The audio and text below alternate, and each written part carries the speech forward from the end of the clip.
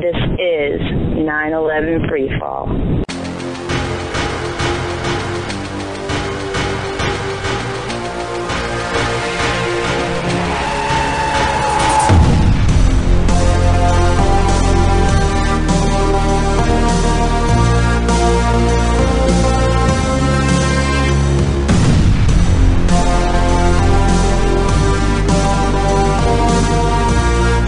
Good evening, ladies and gentlemen. Welcome to another episode of 9/11 Freefall. I'm your host, Andy Steele.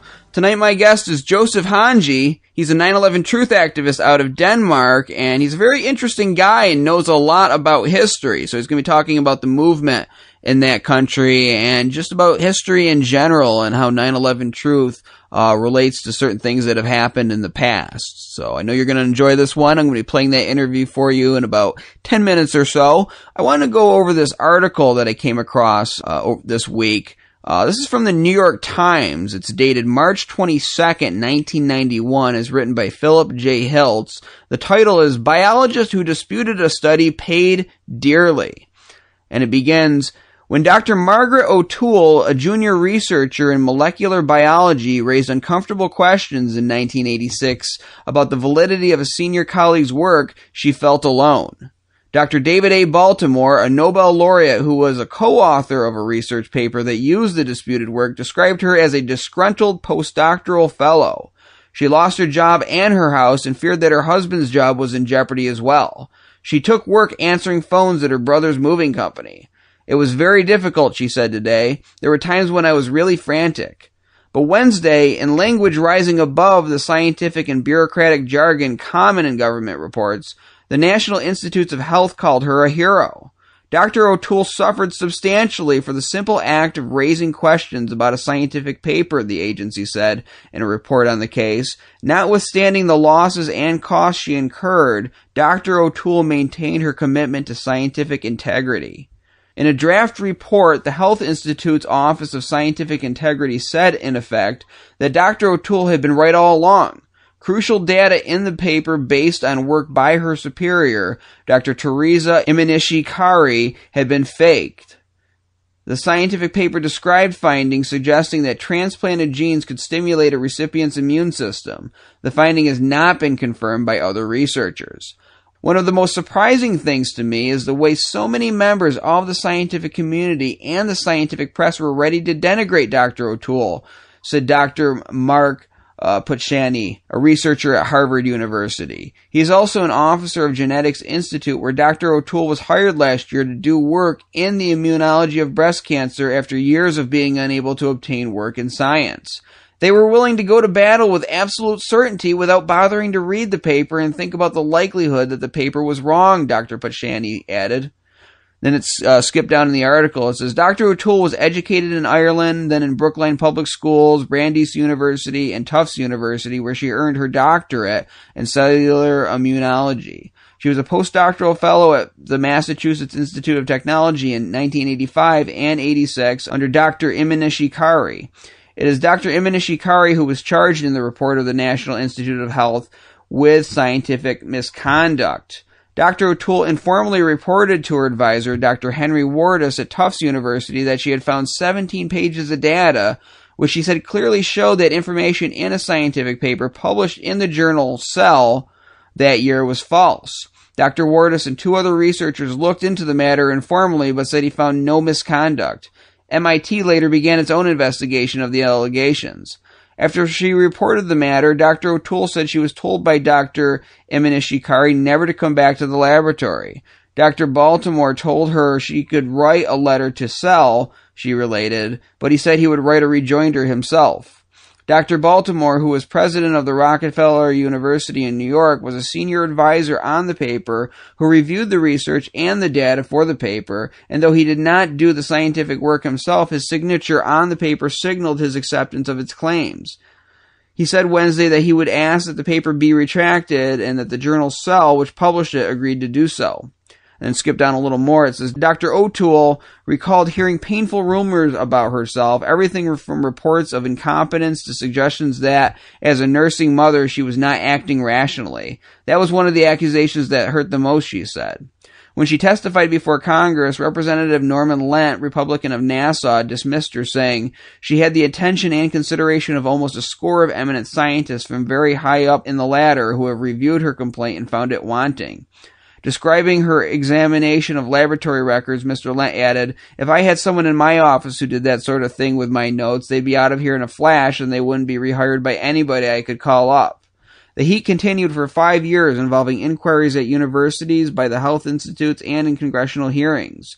The dispute prompted a fear that her husband, Peter Brodeur, would be dismissed from his job in Dr. Imanishi Kari's laboratory, but he continues to work there. Dr. O'Toole found solace in the support of Dr. Linus Pauling, as well as that of Representative John Dingell, Democrat of Michigan, and his staff, who continued the investigation of the matter. They were later joined by Dr. Pachani. They were among the few scientists who spoke out in her behalf as Dr. O'Toole's allegations were heard and reheard in investigations and hearings. Most scientists rallied around Dr. Baltimore and Dr. Imanishi Kari and were critical of Dr. O'Toole. Dr. Patashny said, "Scientists have a right to be wrong and a right not to feel guilty for publishing things that are wrong. But they also have an obligation to find out if they are wrong and say so." When a whole community of people makes it into a political issue, it makes it much more difficult for scientists to be wrong. That's why this is important. Dr. Walter Gilbert, a Nobel laureate at Harvard University, raised the question of the responsibility of scientists in charge at the universities involved. The whistleblower herself did not want to call this fraud in the beginning, but she reported it to people who should have known better, Dr. Gilbert said. The people in authority, and in my opinion that means MIT and Tufts, failed to investigate properly. Neither of them seriously entertained the question of whether there had been fraud and what should be done. That is the greatest failure of the institutions, he added. There is a canon of the establishment which says that when someone objects, that person must be a malcontent and be badly motivated, and that science is holier than anyone or anything. This is the issue. What happens when a scientist is called upon to be unsure of his or her work? Now, ladies and gentlemen, I want you to think about the story that you just heard and how this applies to the issue we talk about every week. The fact that buildings 1, 2, and 7 of the World Trade Center were brought down in controlled demolitions on 9/11. All right, the evidence proves this. We've talked about the evidence over and over and over again. All right, we forced NIST to admit to the free fall of Building 7. All right, we've had people who have investigated the NIST report and found that they left out critical features of Building 7's design, and when you include these features, it makes NIST's explanation of what happened impossible. There are serious problems with NIST's report. So the story that I just read to you about this poor woman who had to endure so much to tell the truth, to bring integrity to science, to challenge all of her superiors, to go before Congress and get trashed by some know-nothing politician, that story is being lived now by 9/11 Truth, by all of the great experts and scientists that I've brought onto the show, the Dr. Niels Harritz, the Stephen Joneses.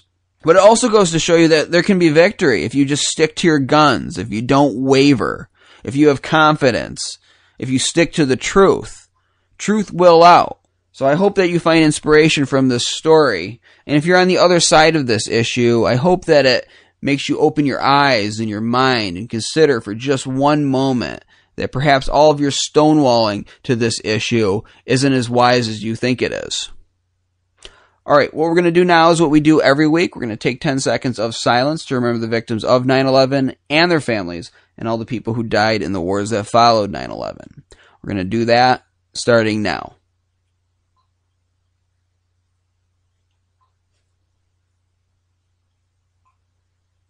And that is 10 seconds.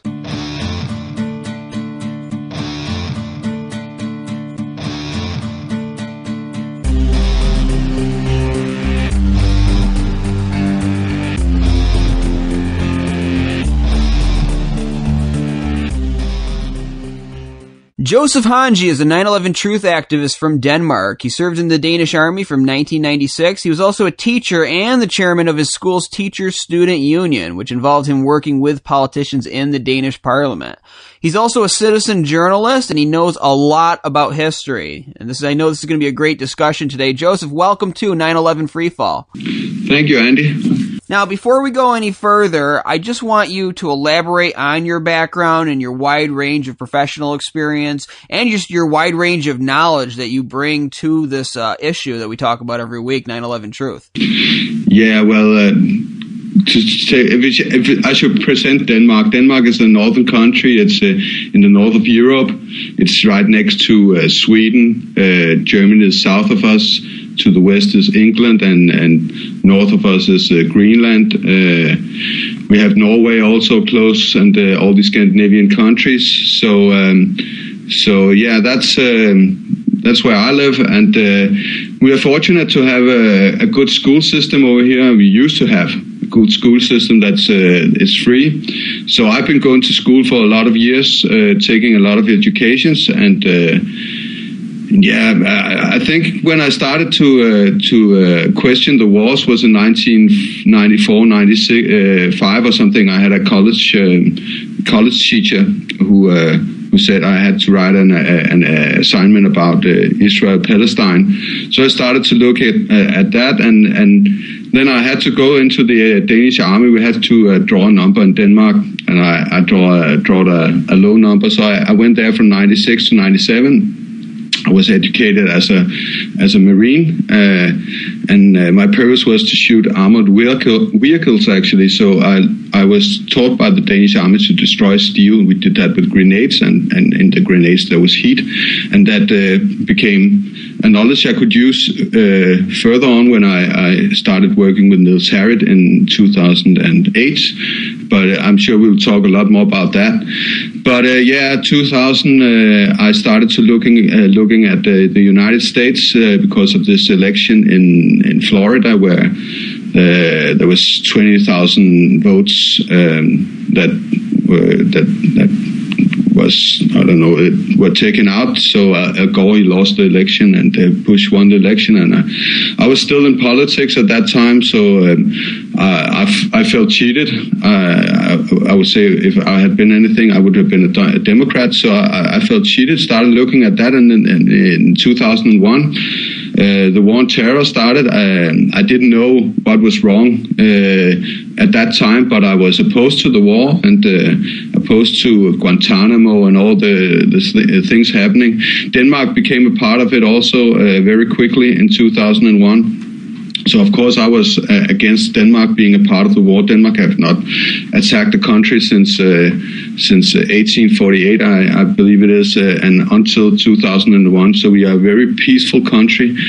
And, yeah, so in 2007, I think in May, I wrote my first article about Building 7, and I found out something was wrong there. And yeah, it carried. I studied a lot of stuff. I would say my wake up was in 2007, but I didn't start at first with 9/11 because, as you mentioned, I was chairman for the teacher-student union at my school from 2004 to 2007, and I always loved politics, and I actually thought I was going to become a politician. I started studying to become a teacher in 2003, and so yeah, of course that took. I didn't study that much. I was more a politician, and in 2004 when I started, we had to the educational minister of Denmark said that there had to be a new education for teachers. So we worked for that for 3 years, and then I woke up. So a lot of the stuff I looked at in the first year from 2007 to 2008 was political, because I thought I knew everything about the democracy. I was at that time. I had finished. I have 4 different subjects that I'm a teacher in. It's Danish, and it's art.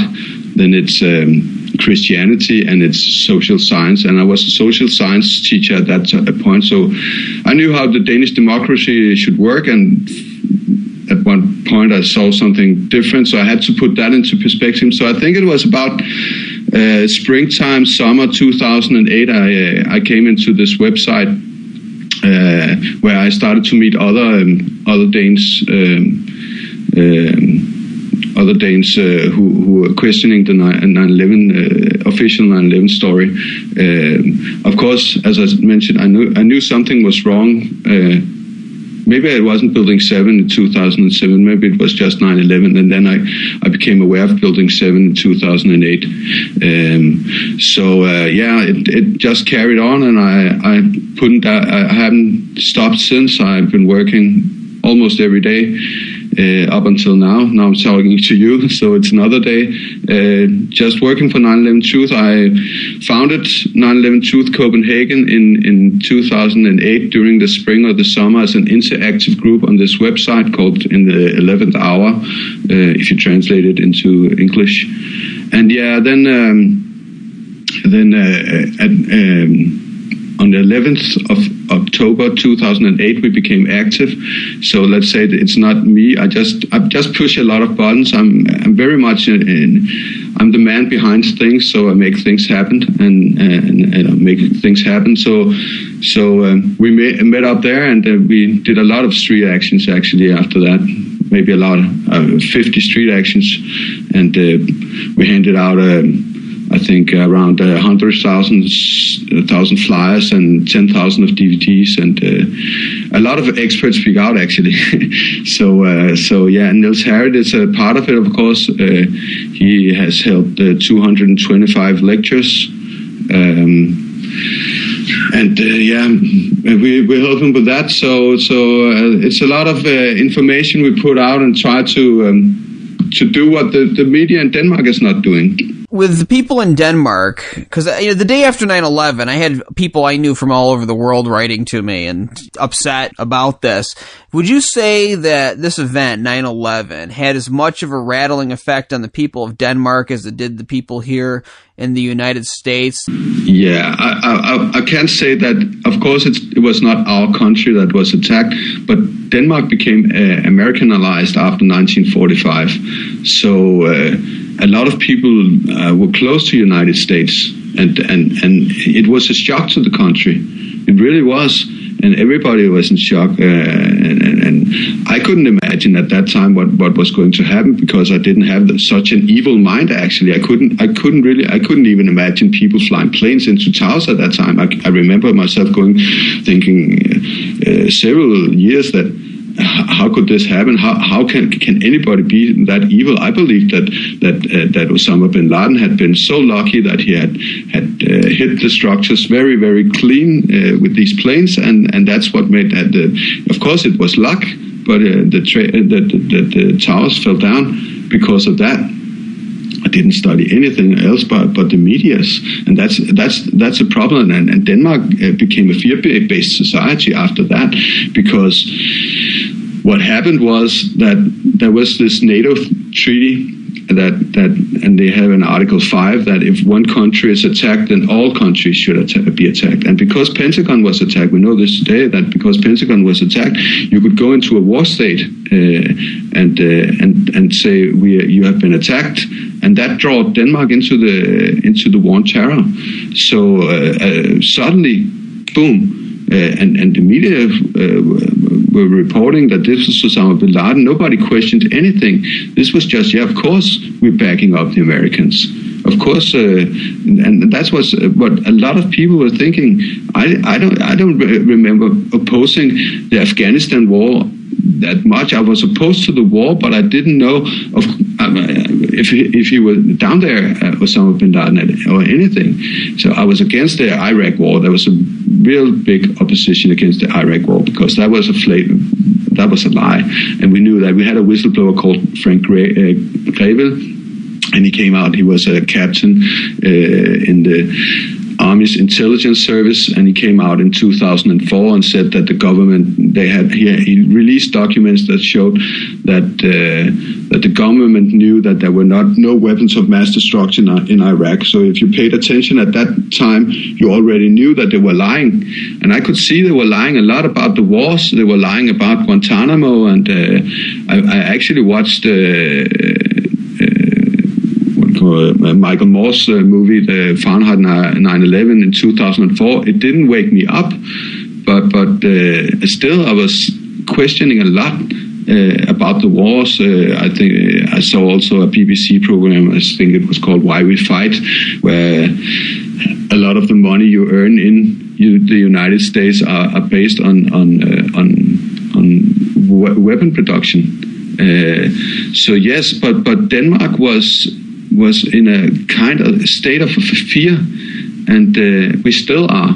A lot of people still are. A lot of people are still paying attention. Of course, I think we are. Maybe we didn't reach critical mass yet, but we are very close. People are getting very critical here because the government in Denmark is also suppressed. Now it's 13 years since it all started, so people are getting more and more pressed. They're pushing people down and taking money from people, and people are getting more and more poor, privatizing the society, surveillance all over, digitalizing everything. Everybody now has a digital mailbox from the government. You have to look in it, and there's a lot of stuff going on. So people can see they're getting pushed from different sides, but yeah. Well, what amazes me when I listen to people's accounts of what they do in these other countries. I've interviewed people from France, from England, from Canada. I think that's about the extent of it. But it is the similarities with what they experience to what we experience here when we talk about this topic. I mean, something that should be discussed openly, discussed maturely, gets reduced to shouting. I mean, I'm speaking here about the United States, but also for these folks that I just mentioned, in these other countries. The experience is that you start talking to people about this and they get upset. They don't want to hear about it. It offends them when you talk about physics and common sense. At least it was that way a few years ago. Things have changed here a little bit. What kind of experience did you have when you first started out? You wake up to the fact that, Building 7, Twin Towers were brought down in a controlled demolition. What were the reactions of people? How open-minded were people when you first started speaking out about this? It was very hard. It actually was. It was very hard to... people were shouting, as you say, and calling you a moron, and I've been called a psychopath with a psychopathic mind, and all kinds of stuff. People can't go there. They can't believe this. And one thing I can compare to is because I've been working with the children since 1998, and I started as a teacher substitute in 2001. So I'm coming to a lot of course, you have pauses in between the lectures, and you go sit with the other teachers. And I've been doing that a lot, and I remember it was very hard to talk about this with the other teachers in the start. Then maybe I would say about 2011, 2012, I started to be able to speak at the school with my other teacher colleagues. But before that, they didn't want to listen. You have to remember that when I was a chairman at the school, the teacher school from 2004 to 2007, I already communicated a lot with the teacher students, because I had around 1,000 or 1,100 students below me, so I had to communicate all kinds of politics with them. So, and when I woke up in 2007, of course, I couldn't. I've always been like that. I always rise up and say, hey, something is wrong over here. And I did that also in 2007 at the school, and we had this intranet that we were talking. So I started. I was blown away. I was blown away by a lot of things. So, of course, I started to inform them about that. I had teacher students come back to me and say, thank you because I had uploaded books or put up links. But in the start, it was maybe 1 out of 100 who came and thank you. Today, it might be 1 out of 20, 1 out of 30, but still it's uphill. But you had so many success stories that you can kind of carry the. I helped hundreds of people wake up, and it's always good. Actually, I had one of my it wasn't really my student. I taught from 2012 to 2013, and he wasn't my student, but he was in one of the other classes, and I did tell their class about 9/11 and what I didn't believe, and he wrote me back a couple of weeks ago that he was having this thing with his teacher. So he asked me to help him. He asked me to help him make this teacher believe, and the students in his class believe that there was something wrong with 9/11. And of course, Building 7 is Achilles' heel and all that. I had Rachel Colton on the show.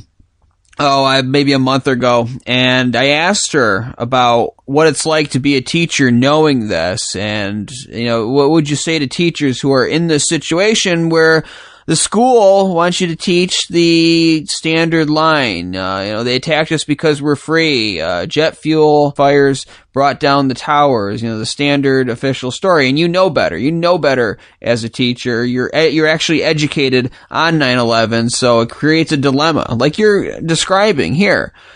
What would you have to say to teachers anywhere in the world who are in this situation? What advice would you offer, given that you've lived this situation for several years? We need to speak out. As I had to stop being a teacher because I was teaching geography, social science, and history, and no matter what book I opened up, I could elaborate on things and.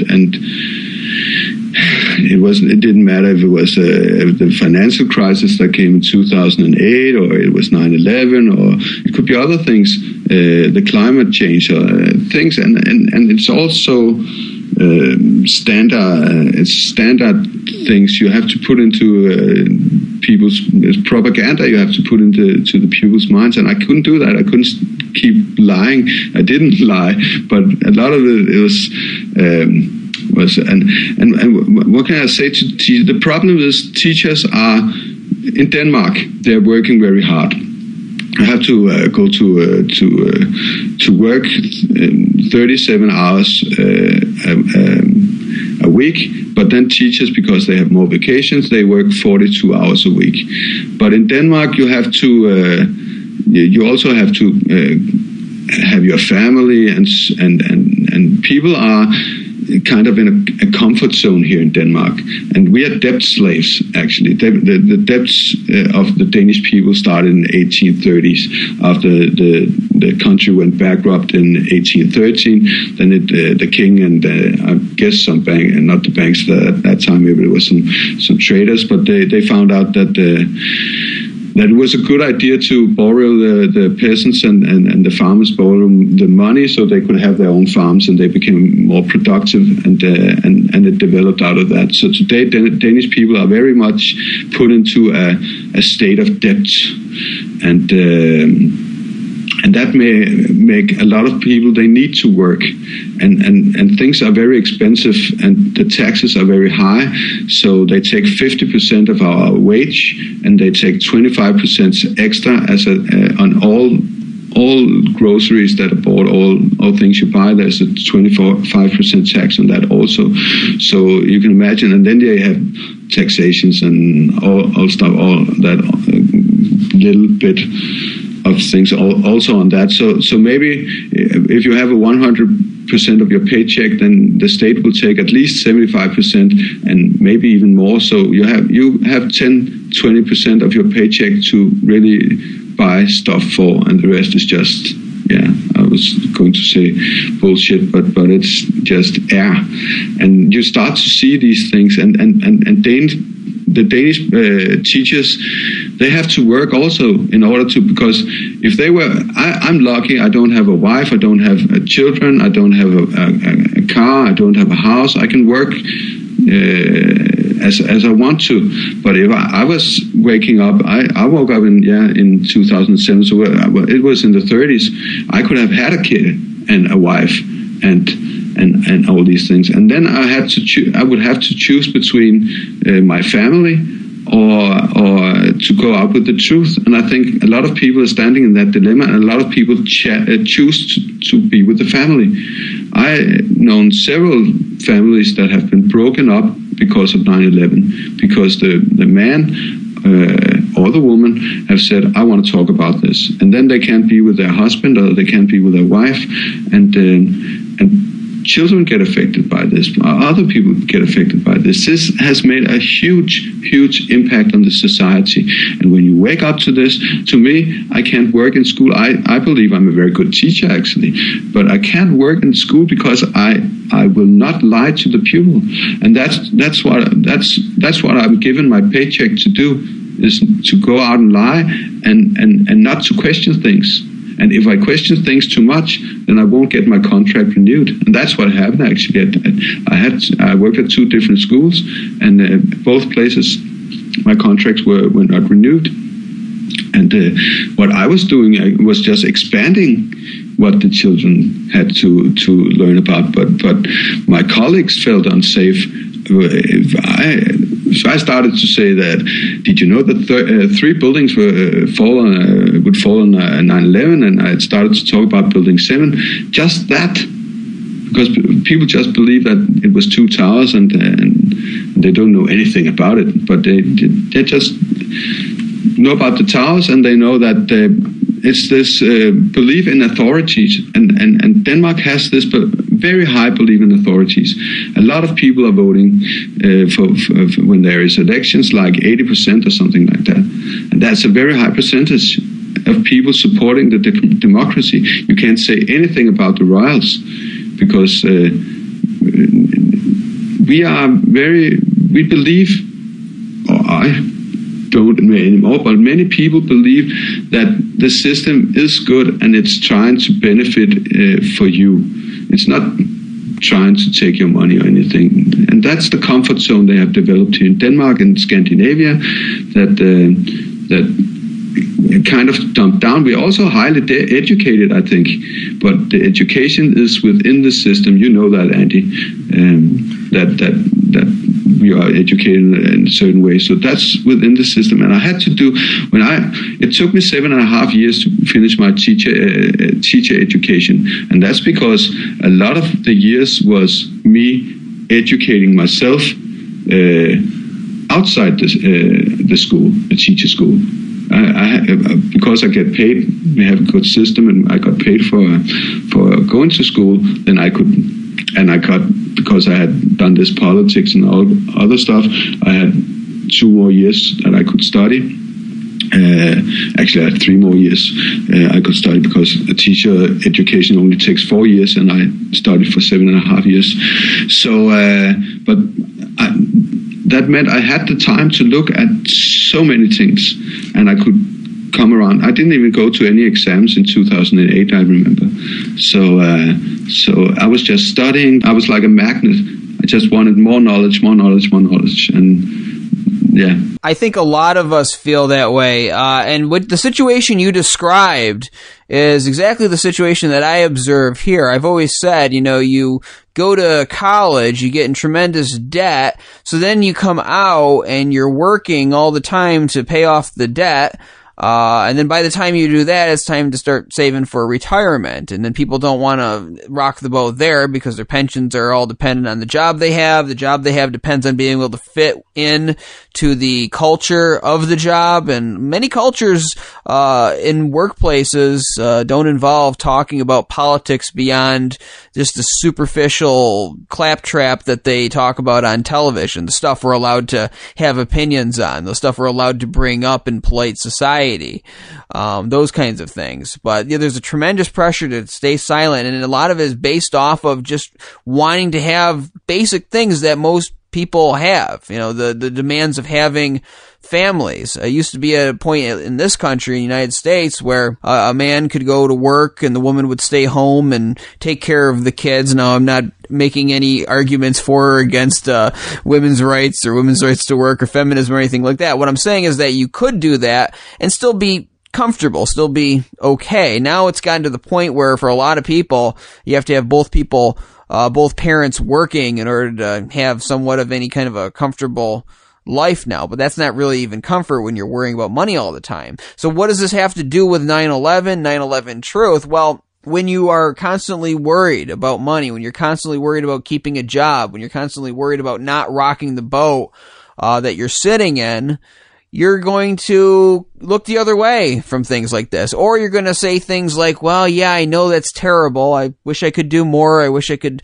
speak out more or whatnot, but I just don't have the time. People are running on a treadmill. And that's exactly what you're describing. That's the situation in, at least in the Western world as far as I know, and probably in the Eastern world too. I want to talk about 9/11 Truth Denmark. You talked about handing out brochures and things like that, but what other kind of activities, awareness raising have you guys done? Yeah, let me take it from the start, because actually, it all started out on the 14th of September 2006, where David Ray Griffin, he came to the Royal Library of Copenhagen called the Black Diamond. And there was 4 people in Denmark who invited him and put up this lecture. And I think there was about 100 people came there. You can go on YouTube, you can see the video. And out of that came a group of people that developed a website called 911truth.dk. And these people also made a set of DVDs that they called Under the Surface. And on this DVD, there was a lecture with Professor Stephen E. Jones from Brigham Young University. And this DVD was also given to at that moment, the girlfriend of Niels Harrit. She later became his wife, but at that time she was his girlfriend. Her name is Pernille Grumme, and they got this DVD, and also some of the people from this group that had been in this lecture, they made a website called In the 11th Hour, and Niels started working with this website In the 11th Hour, and he started putting up lectures privately in 2006, I believe, and then he started publicly giving lectures in the beginning of 2007. And at that time, I didn't know anything about active 9/11 truth in Denmark, so let me jump like a year, because then I get involved in the spring-summer 2008. And I'm in this website called In the 11th Hour. I saw my first lecture with Niels Harrit, I saw on the 23rd of April 2008, I believe the date was. And I've seen him 49 times after that, so I followed a lot of his work. I knew about the nanothermite study a year before it got published, maybe 10 months before it got published. So I followed it on the side, and of course Niels told me a lot about it, and now we got these new questions, and that's what actually, they should have released the paper after a year, but then they got some new questions, and it took 6 months more to write the article, so it took them 18 months to write the article.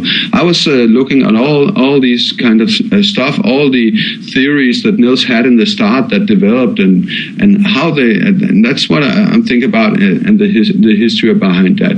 So, but let's go back to the start. So we start to form these city groups in Denmark, and I then formed 9/11 Truth Copenhagen as an interactive group, and that meant people could talk together on the internet. And then we went on the street on the 11th September 2008. We were, I think it was 7 guys, and we went to a train station inside Copenhagen, and the flyers were very, very bad. But then it became more and more organized. And I think the best year we had was 2009, of course, because the nanothermite report came out, and Niels had the privilege of being the main author on that one. Of course, it should have been Stephen E. Jones, and even though it's not Stephen E. Jones, it should have been Jeffrey Farrow. But those could not be the main author, and there's a lot of other stuff why they can't do that. So they came to ask Niels Harrit, and he take this task very, very serious. I can tell you. You might not see this in United States, but those of you who have seen him in the United States or have seen him in other countries like Canada, they know he's very serious. And let me tell you, 225 lectures, I can't keep up with him. He's like a machine. So I told him, slow down, Niels, and he just keeps on going. And it's very inspiring. Also, I learned a lot from this guy. He's been teaching for 43 years at the University of Copenhagen, and I'm an educator too. So, of course, I can pick up a lot of things about the way he speaks, the way he behaves. He's a very calm man and musician. I also used to make music. I'm used to sing, and he plays instruments. And there's a lot of things, and I can pick up from his. So let's call him. He's been a mentor or something for me. He's the same age as my father. He's 69. My father is 69. So yeah, he made a huge impact, and also all these people that I got to know about from the movement, because I changed all my friends. I don't have so many teacher-student friends and political figures anymore as being my students now, as being my friends. Now they all know about 9/11 Truth, and that was very important for me to go up, and for the others I know, because what developed was a core. 9/11 Truth was actually 7 people.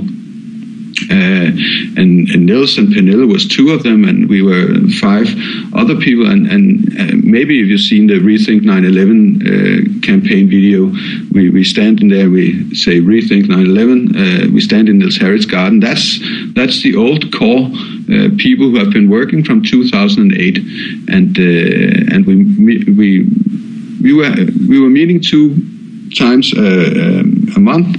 Once at a lecture with Niels, and once at a street action. We did the 11th in every month for, 2-3 years. And of course, we did the anniversaries with the 9/11 on September 11th and so on. And just handed out a lot of flyers supporting Niels, because we knew he was the best advocate in Denmark to bring out this word. So why not support him?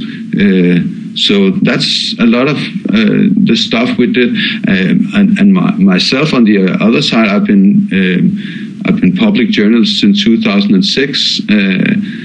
Started out with a YouTube channel I had from 2006 to 2010. I had an alias called Buddhist Panda, and I put a lot of stuff out also about Niels Harrit at that time. So we did what we could do best, and everybody supported, and there's been a lot of people going through the movement. And of course, there was this core, and I love them. They're still my friends. I trust them very, very much, because we worked from the start together. But a lot of people have also come through the movement and helped, handed out flyers, and made us what you could say. Go out to the public.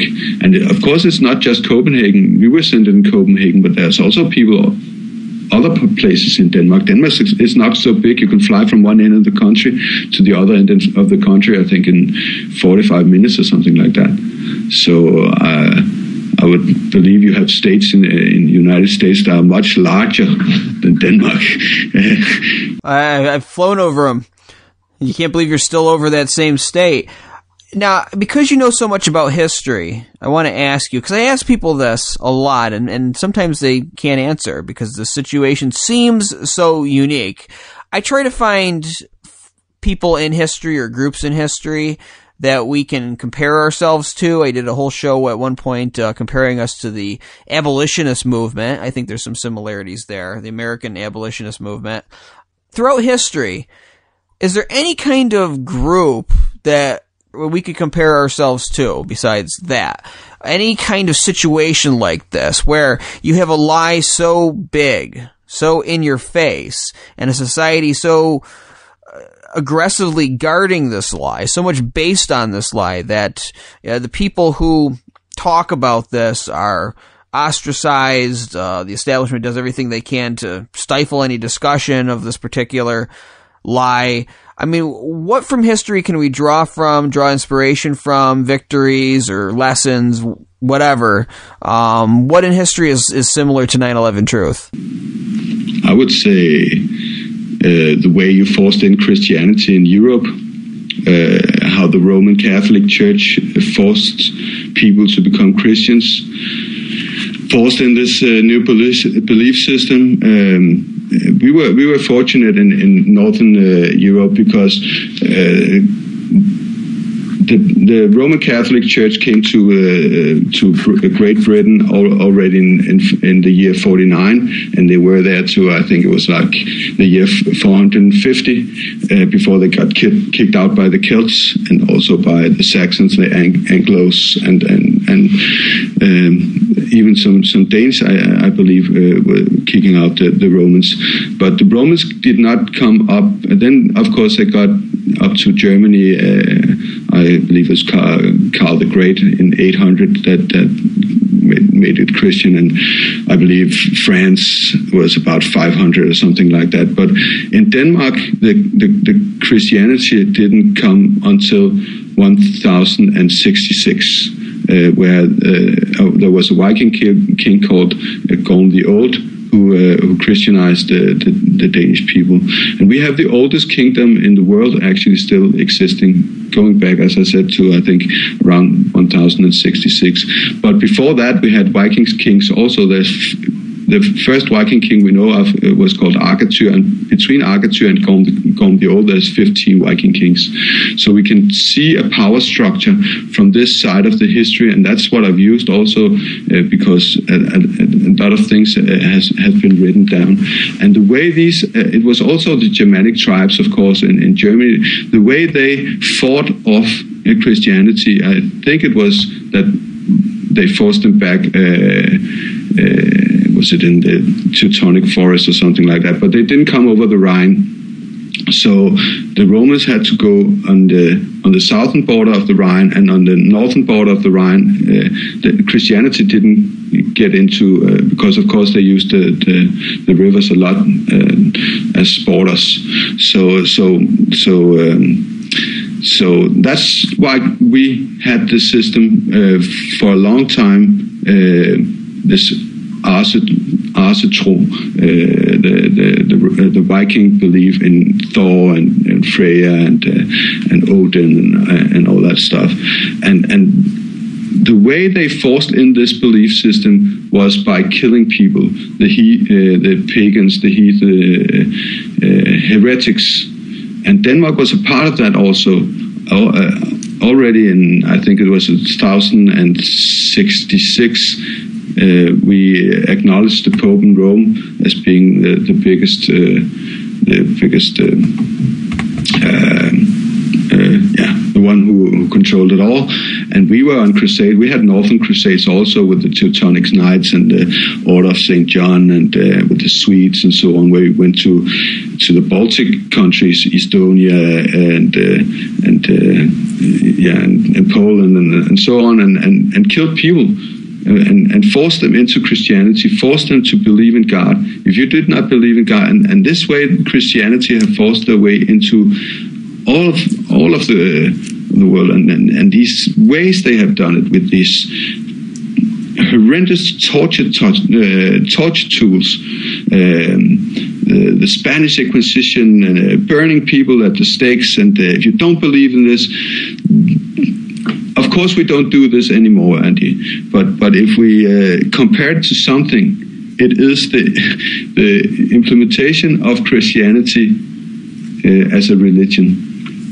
That's what I would compare it to. Well, I would see some comparisons, and I look at just a very kind of simple history. And again, we don't advocate for any kind of particular religion on this show, but Martin Luther fighting against the Pope. Can I please let me elaborate? I'm not going after the Christian people. Oh, no. I'm going after the Catholic Church as a system. I believe it's a mind control system. So that's why I said it's a system that developed, and that's if you can get people under this system, like the royals in Denmark are controlled by the Christianity, where the Pope is the representative of God on earth, then the king is the representative of God in the country. So it's like a pyramidal system you can see, and out of this developed the Crusades. I think it was in 1096 they went to Jerusalem on the first Crusades, and there was 200-300 years of, I think it was 7 Crusades or something like that. And all these Crusades, that's what really made the war between the Muslims and Christianity and so on. And out of that developed Knights Templars or Templar Knights. Out of that came banks, because the Templar Knights had to flee over the Alps and came into Swiss, and they fled to Scotland and so on. And all this money that came out of it, all this trade that came out of it, and then you of course have to go back to the Byzantine Empire and to Constantinople and trace the trade, and from then you say in 1492 Columbus he found the West Indian islands, or found North and South America, and the colonization started, and they started to make this where it was not only trade in our part of the country, it was not only trade on the Eastern Sea and the Northern Sea. Now it was also trade with Africa and with North America and South America. And we did this. This is called the 3-point trade, actually. And it's been so creepy how we did this. We sailed glass and pearls and so on. We sailed that on ships. Denmark was a huge trade country, and we actually we go back to 1100, and I think up to until was it 1523, I think we had something called the Kalmar Union, where Denmark was also Sweden, Norway, it was Iceland, it was the Faroe Islands, it was Greenland, and it was parts of Great Britain. There were some islands near the Scottish coast that was Danish also. So we have been a huge empire and sailed a lot and traded a lot, and we traded slaves also. So what we did, we sailed to Africa with our ships, with this glass and with mirrors and so on, and we traded it into African slaves. Of course, the Portuguese, the Spanish, other European countries did this as well, but Danish also did this, and we sailed them we sailed the Africans to South America, and we traded the slaves, and a lot of people died during the slave trade just sailing over the Atlantic Sea, and it was horrendous what they did to these people. Right. And I just want to interject here. This is why it's so important to learn about these things, is it shows how inhumane humans can be to one another. And so when people look at the 9/11 controlled demolition evidence and they see, well, yeah, that makes sense, but I just can't believe that anybody, would lie about that or do this. Well, I mean, look at the history of what's been done. Look at the numbers of people that have been enslaved, killed, tortured in the past. It kind of puts it in perspective of what humans are capable of, and it doesn't seem as far-fetched when you actually study history. I didn't mean to interrupt you. Go on. No, but you're absolutely right, and that's what, if you can make a people historyless, without history, then they can't understand where they are from. And if you go back and you study history, you can see it's the same people again and again and again who's behind the wars. I'm not a religious person myself. My mother's a Protestant, my father's a Muslim, but they told me you can figure it out yourself when you get old enough, and I was very lucky that they did that. I'm very glad that they did that, because now I'm not a part of any religion, and I'm not saying that everybody who belongs to a religion is violent. I'm saying that the institutions behind the religions are committing wars against each other, and all we want to do is live peacefully. So just one of the things is war. Money is another thing. So the banks, if you go back to the banks, and you know they got privatized in 1913, where Woodrow Wilson, he sold the Federal Reserve Bank. And you can go back and you can see the development into World War I, 1914 going to 1918, how the bankers influenced on that, and how it also and it influenced World War II also. I won't go too much into that, but of course Denmark was occupied by the Germans from 1940 to 1945, and my grandfather was in the resistance, so I studied a lot of this also, and one of the things that's important, besides knowing your history, is knowing critical thinking. I did an assignment in social science about this in 2011, and critical thinking is basically getting more than one source to know about what has happened. So if you take 9/11 and you take the mainstream media, they say, oh, this was brought down by kerosene fires, and it can do that. Then you go and you listen to architects and engineers, and you get an educated opinion from that. And then you as an individual in the middle, standing, listening, okay, can planes bring down these 470 meter high towers, or do I have to listen to the engineers and the architects about this? And then you, as an honest person, have to make up your own mind. Can't you make up your own mind? Then you have to pick another source and another source and another source. And it's the same with history, because a lot of our history is written by the winners of the war.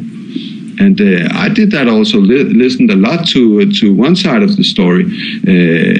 And we have to listen also sometimes to those who lost the wars, those who have other opinions. And that was kind of what happened to me in 2007 when I woke up. I came to know people that I started listening to, and they had other opinions than I had.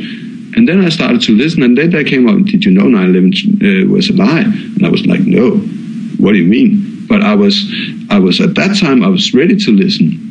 So people also have to listen a lot. But of course, we have, about the cognitive dissonance. People don't want to talk about it and all that. But it is very, very important that we use this critical thinking, and we also use our history to trace back who did all these terrible things. And of course, it's money. You have to go. If you go back, you have to look at the trade.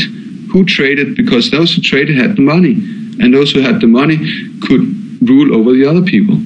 And this hierarchy that we think, and now it's just governments controlling it. It came out of something.